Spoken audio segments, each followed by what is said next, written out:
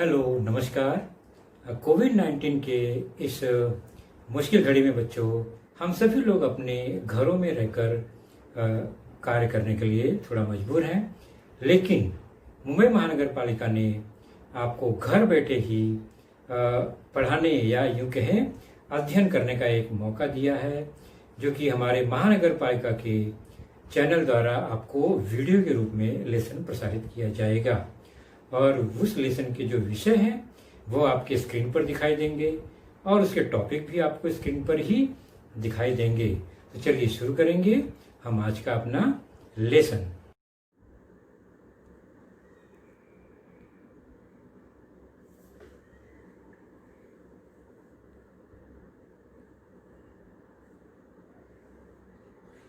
तो बच्चों, आज की कक्षा आपने देखा 7वीं। आज का विषय सामान्य विज्ञान और हमारा आज का जो लेसन है वो है आपके पाठ्य पुस्तक से पाठ 6, lesson number 6, measurements of physical quantities part 2, अर्थात भौतिक राशियों का मापन, जिसका भाग दूसरा हम देखेंगे।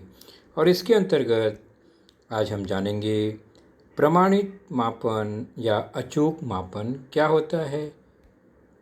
और मैं हूं आपका वर्चुअल मार्गदर्शक अजय कुमार मौर्य, MCGM के वर्चुअल क्लासरूम दादर से। तो भौतिक राशियों के मापन में बच्चों, हमने पिछले लेसन में क्या देखा? हमने देखा भौतिक राशियां। हमने शुरुआत की पहले भौतिक राशियों से, फिजिकल क्वांटिटीज़। तो वे सभी राशियां जिन्हें हम एक संख्या द्वारा व्यक्त कर सकते हैं तथा प्रत्यक्ष रूप से नाप सकते हैं, उन्हें हम भौतिक राशियां कहते हैं।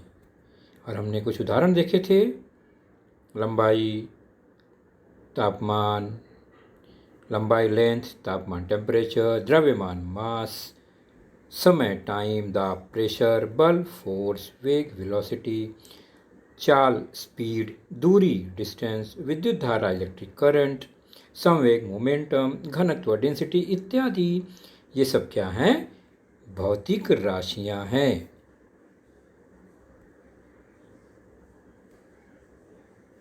तो भौतिक राशियों में सबसे जरूरी बात उनका संख्यात्मक रूप में व्यक्त होना, और हर भौतिक राशि के लिए एक विशेष इकाई होना।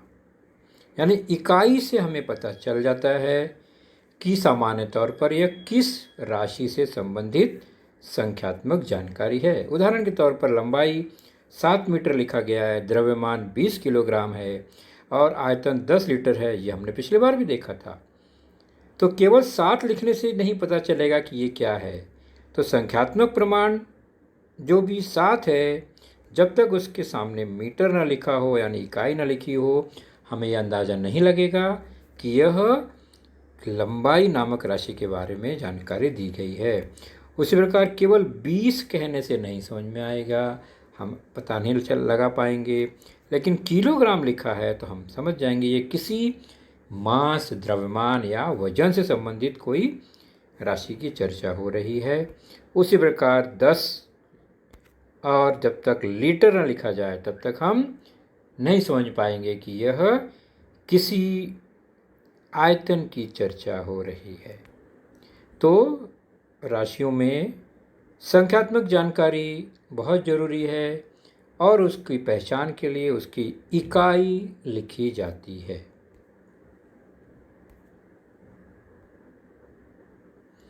और हमने देखा था भौतिक राशियों के प्रकार।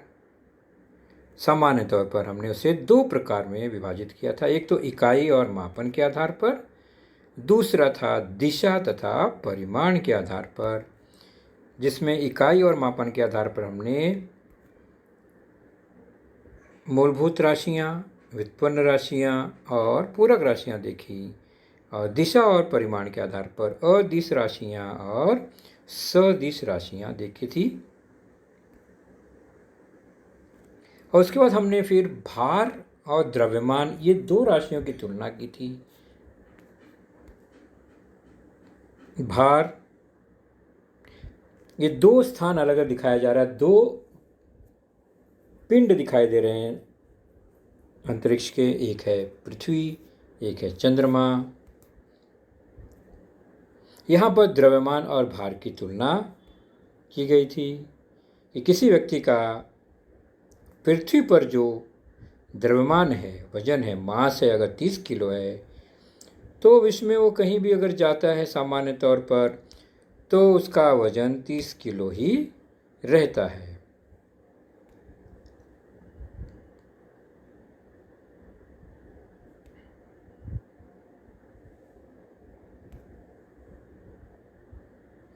तो हम किसी भी देश में घूमने जाएं तो सामान्य तौर पर हमारा वजन जो है वजन वह उतना ही रहेगा। अगर वही व्यक्ति चांद पर है तब भी उसका जो मास है, द्रव्यमान है, वह कितना रहेगा? 30 kg ही। मतलब यह जो मास है, द्रव्यमान है, वो कहीं पर भी जाने पर वह बदलता नहीं। लेकिन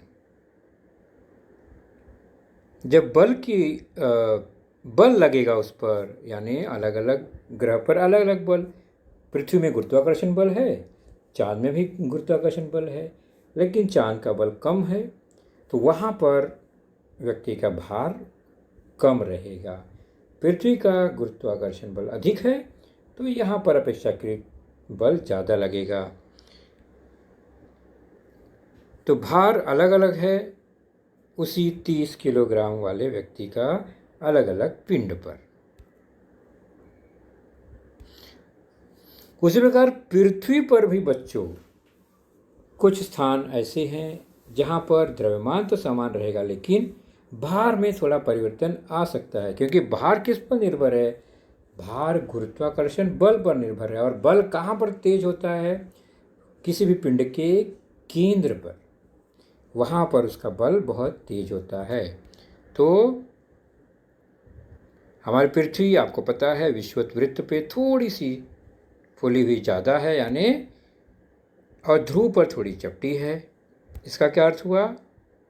इसका अर्थ ये हुआ कि ध्रुवों के बीच की जो दूरी है, व्यास, वो कम है थोड़ा, 12,714 किलोमीटर, और विषुवत वृत्त पर जो व्यास बनता है वह थोड़ा लंबा है, 12,756 किलोमीटर। आप देख रहे हैं ना, बड़ा है थोड़ा। तो जब वो विषुवत वृत्त से ध्रुव पे जाएगा तो उतनी ही दूरी पर वह थोड़ा ऊपर पहुंच जाएगा। मतलब इससे पता चलता है कि ध्रुव की दूरी छोटी है, जिसका मतलब जैसे ही वह ध्रुव पे जाता है वह केंद्र के करीब पहुंच जाता है, त्रिज्या छोटी हो जाती है। और जैसे जैसे आदमी, व्यक्ति, पिंड केंद्र के करीब जाएगा उस पर बल अधिक लगेगा। तो विषुवत वृत्त पर जो त्रिज्या है या केंद्र से दूरी वह 6,378 किलोमीटर है लगभग, और ध्रुव पर जो दूरी है वो 6,357 किलोमीटर है। इसका मतलब ये हुआ कि ध्रुव पर वह पृथ्वी के केंद्र के करीब होता है। ऐसे एक उदाहरण द्वारा समझते हैं हम कि यह कोई पिंड है, उसका केंद्र बीच में है, और यह दूरी है उसकी केंद्र से। अब पृथ्वी का उदाहरण लेते हैं, तो अधिक भार होगा, यहाँ अधिक भार है अपेक्षाकृत किसके? अगर वह केंद्र से दूर जाता है, यानी केंद्र से दूरी बढ़ गई तो भार कम हो जाएगा। द्रव्यमान वही रहेगा, भार कम हो जाएगा, क्योंकि वह गुरुत्वाकर्षण बल से दूर चले गया, तो भार कम हो गया। यहाँ पर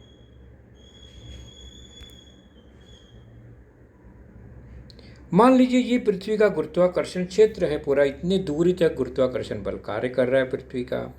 अगर हम उसके भी बाहर निकल गए तो जब उसका गुरुत्वाकर्षण बल काम ही नहीं करेगा तो भार कितना हो जाएगा? शून्य, यानी भारहीन हो जाएंगे। हम हवा में तैरने लगेंगे, गिरेंगे नहीं, वहीं का वहीं रुक जाएंगे। तो क्या समझ में आया? केंद्र से जितना दूर जाएंगे, यानी गुरुत्वाकर्षण के केंद्र से जितना दूर जाएंगे, भार कम होता जाएगा। इस आधार पे हम कह सकते हैं कि पृथ्वी पर अगर हम ध्रुव की ओर हैं यानी केंद्र से पास हैं तो ध्रुवों पर भार अधिक होता है और विषुवत वृत्त पर भार कम महसूस होता है।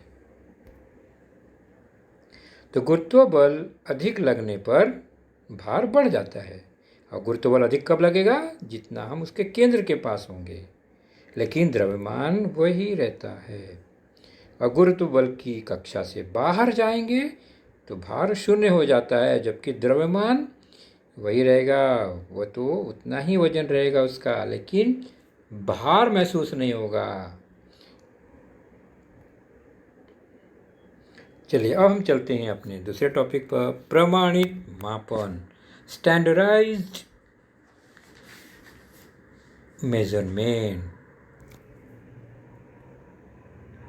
मापन के लिए प्रमाणित मापों की आवश्यकता होती है। मतलब प्रमाणित मतलब ऐसी इकाई जो कहीं पर भी हम नापें किसी वस्तु को, किसी भी राशि से, किसी भी इकाई से, तो वह स्टैंडर्ड होना चाहिए। मतलब हर जगह समान होना चाहिए, चाहे मैं नापूं, चाहे आप नापे, चाहे कोई नापे और कहीं भी नापे, वह उतना ही होना चाहिए।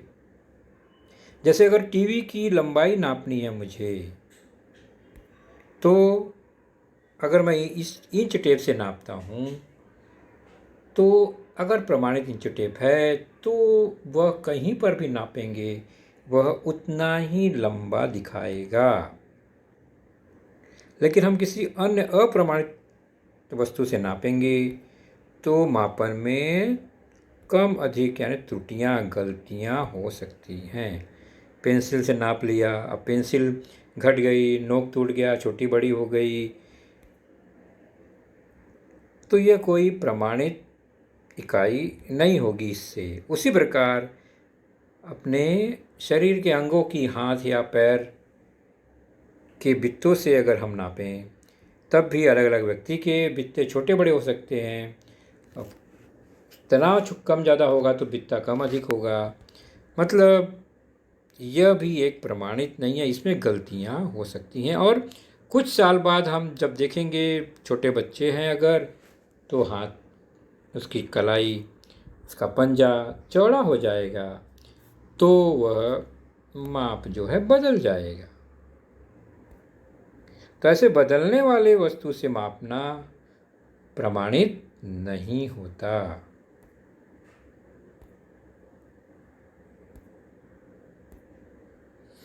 जैसे ये टेबल या मेज है आपके सामने, और इसकी लंबाई अगर नापनी हो तो निश्चित है, जैसे हमने टीवी के बारे में देखा वैसे ही मेज के बारे में है। अगर हम अपने बित्ते से नापते हैं, अलग अलग बित्ते से, उसकी लंबाई अलग अलग संख्या आएगी। किसी के बित्ते से 3 बित्ता, 4 बित्ता हो सकता है, किसी के बित्ते से 5 या 6 बित्ता भी हो सकता है। तो एक समान होगी क्या? नहीं होगी। देखिए, किसी का अधिक, किसी का कम हो सकता है। तो प्रत्येक द्वारा मापे गए मेज की लंबाई अलग अलग आएगी। हर बच्चा की जो उंगलियों के बीच की दूरी है, उसकी साइज़ है, पंजे की दूरी, वो सब अलग अलग हो सकता है। तो उसकी लंबाई जो है मेज की, वह कम अधिक आएगी। तो अतः लंबाई मापन के लिए हाथ, बित्ता ये प्रमाणित इकाई नहीं हो सकती।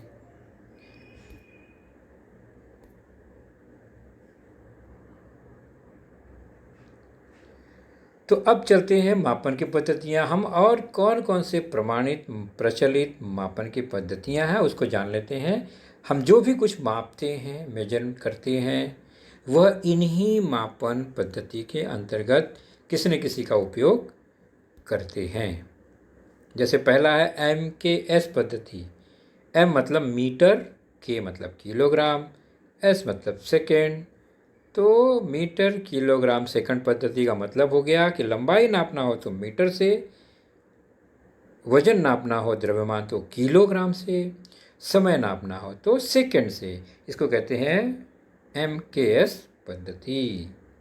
तो इस पद्धति में लंबाई की इकाई मीटर, द्रव्यमान की इकाई किलोग्राम तथा समय की इकाई सेकंड होती है। तो जब भी MKS पद्धति से कहा जाएगा तो लंबाई नापते समय उसको मीटर में लिखेंगे, वजन नापेंगे तो किलोग्राम में लिखेंगे, समय मापेंगे तो सेकंड में लिखेंगे। दूसरा है CGS पद्धति। ये क्या है? तो MKS का छोटा रूप है, छोटा भाई, मतलब C से सेंटीमीटर, G से ग्राम, S से सेकंड। अर्थात अगर यहाँ पर लंबाई नापना है और आपसे कह दिया कि CGS में नापो, मतलब हुआ कि लंबाई नाप के उसको सेंटीमीटर में व्यक्त करेंगे, वजन नाप कर उसे ग्राम में व्यक्त करेंगे और समय नाप कर सेकंड में व्यक्त करेंगे। तो समय के लिए चाहे MKS हो चाहे CGS हो, दोनों में वह सेकंड ही है। तो इस पद्धति में लंबाई की इकाई सेंटीमीटर, द्रव्यमान की इकाई ग्राम तथा समय की इकाई सेकंड होती है। इसके अलावा भी बच्चों, जो अब अंतर्राष्ट्रीय मापन पद्धति हो गई, सिस्टम इंटरनेशनल यूनिट पद्धति जो है, उसमें जो 7 मूलभूत राशियां हैं उसको सामान्य तौर पर MKS में नापकर व्यक्त किया जाता है। तो 1960 में माप तौल की अंतर्राष्ट्रीय समिति ने इकाइयों की एक पद्धति निश्चित की और यही आजकल प्रचलित हो गया है। इसे इकाइयों की अंतर्राष्ट्रीय पद्धति कहते हैं तथा संक्षेप में इसे SI इकाई से दर्शाते हैं। और यह प्रणाली MKS पद्धति का सुधरा हुआ रूप है, यानी जैसे MKS में मापन था वैसे ही है, केवल इसमें 7 मूलभूत राशियाँ और 2 पूरक राशियाँ जुड़ी हुई हैं। और मूलभूत राशियाँ क्या हैं आपको पता है, मूल राशियाँ, उसको देख लेते हैं एक बार। तो 7 मूलभूत राशियों पर आधारित इकाइयों की अंतर्राष्ट्रीय पद्धति सिस्टम इंटरनेशनल SI वर्तमान में पूरे विश्व में उपयोग में लाई जाती है। इस पद्धति को मैट्रिक पद्धति भी कहा जाता है। और हमने पिछले लेसन में भी देखा था कौन कौन सी मूलभूत राशियाँ थी, उनकी इकाई क्या और उनका चिन्ह या संकेत क्या था। एक बार फिर से देख लेते हैं। लंबाई इकाई मीटर, यह मीटर में होगा क्योंकि MKS पद्धति का ही यहाँ उपयोग होगा, सेंटीमीटर नहीं। चिन्ह होगा M। तो द्रव्यमान की इकाई ग्राम या किलोग्राम, किलोग्राम, KG। समय के लिए सेकंड ही है, S से दर्शाते हैं। विद्युत धारा इलेक्ट्रिक करंट के लिए एम्पियर, A से। तापमान को केल्विन से दर्शाते हैं, K से। जो कि ज्योति की तीव्रता, इंटेंसिटी जो है, intensity of light, candela, CD से दर्शाते हैं। पदार्थ की मात्रा किसी भी तत्व में, वह है मोल। तो ये सिस्टम इंटरनेशनल में कुछ इकाइयाँ हैं, कुछ राशियों के और उनके संकेत भी हैं। ये मूलभूत राशि का प्रमाण। अब मूलभूत राशि जो है लंबाई, वजन या समय, आखिर ये कैसे पता चला है कि यही 1 किलोग्राम होता है, यही 1 मीटर होता है? ये मीटर और किलोग्राम कहाँ से निश्चित करेंगे कि कितना वजन हो तो 1 किलो हो जाएगा या कितना लंबा हो तो 1 मीटर हो जाएगा? कि कहीं विश्व में कोई एक ऐसी वस्तु होनी चाहिए जिसको सब लोग जिसको फॉलो करेंगे। तो वह है, देख लेते हैं 3 वस्तु। मास, द्रव्यमान नापने के लिए यह एक वस्तु है जो कि सुरक्षित रखा गया है प्रयोगशाला में। देख रहे हैं एक धातु की बेलनाकार छड़ या पाइप नुमा है, बेलन है, भरा हुआ ठोस। इसका जो वजन है वही 1 किलोग्राम के बराबर माना गया है और इसी के माप से पूरे दुनिया में 1 किलोग्राम का वजन बनाया गया है। इसकी कॉपी बनाकर, प्रतियां बनाकर पूरे दुनिया में भेजा गया है और वही वो 1 किलो का प्रचलित मापन है। तो ये कहाँ रखा गया है? ये रखा गया है पेरिस के एक लैब में, संस्था के। और बना किसका है? प्लेटिनम इरिडियम मिश्र धातु का, और बहुत ही ठोस है, बहुत ही मजबूत है और ये वर्षों तक इसमें कोई परिवर्तन नहीं आएगा। इसलिए इस धातु का प्रयोग करके ये बनाया गया है। तो इसी का वजन 1 किलो है और इसी के बराबर तौलकर सभी पूरे देश में, पूरे संसार में, दुनिया में 1 किलोग्राम माना जाता है। तो वजन के लिए प्रमाणित मिल गई। उसी प्रकार लंबाई के लिए भी प्रमाणित मीटर जो है वो किसे मानेंगे, तो वह भी पेरिस के अंतर्राष्ट्रीय संस्था में रखी गई प्लेटिनम इरिडियम की एक धातु की बार है, पट्टी है। इस पर 2 निशान बने हैं, उसके बीच की दूरी को 1 मीटर कहा जाता है। तो वो जितनी दूरी है वही 1 मीटर माना जाता है। और इसी लंबाई के बराबर कॉपी बना बनाकर पूरे विश्व में भेजा गया है ताकि सबकी मापन पद्धति समान हो। समय के लिए निश्चित क्या किया गया है, तो समय के लिए जो सूर्य की परिक्रमा हो रही है पृथ्वी की, यानी दिन, जो एक दिन 24 घंटा, उसको विभाजित किया गया है समय मापन के लिए। जैसा कि हम जानते हैं पृथ्वी एक दिन या 24 घंटे में अपना एक चक्कर अपने धुरी पर घूम लेती है। तो उस 24 भाग को, यानी पूरा जो दिन लगता है उसको 24 भाग किए गए और 24 भाग में से हर भाग को 60-60 मिनट में बांटा गया। फिर हर मिनट को 60 सेकंड में बांटा गया। तो जो सेकंड जो सबसे छोटी इकाई है वही समय मापन की इकाई है। तो पृथ्वी के परिवलन के लिए लगने वाले समय को मापकर उसे 24 घंटे मानकर 1 सेकंड प्रमाणित किया जाता है। कैसे किया गया है, तो एक दिन से 24 घंटा, 1 घंटे से 60 मिनट और 60 मिनट से 1 मिनट से 60 सेकंड।